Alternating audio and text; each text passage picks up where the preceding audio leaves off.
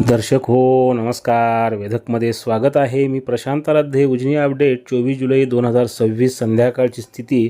उजनी धरण हे 63.96% इतकं भरलेलं आहे. धरणात येणारी पाण्याची आवक आहे दौंडची ती 36,200 क्युसेक आहे.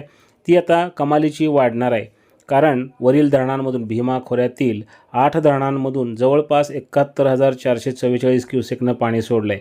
यामध्ये खडकवासला प्रकल्पातून 9,372 क्युसेक, मुळशीमधून 10,000, पवनामधून 4,820, कासारसाईमधून 750, वडिवळेमधून 7,783, भामा आसखेडमधून 2,926, चासकमानमधून 29,793 आणि घोड प्रकल्पातून 6,000 क्युसेकनं पाणी सोडण्यात आलेलं आहे.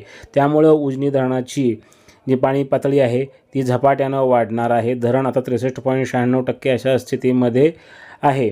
धरणामधला एकूण पाणी साठा हा 97.92 TMC, त्यातलं उपयुक्त पाणी हे 34.27 TMC इतकं आहे. दरम्यान नीरा खोऱ्यातील वीर धरणामधून सुद्धा पाणी सोडलं जात आहे.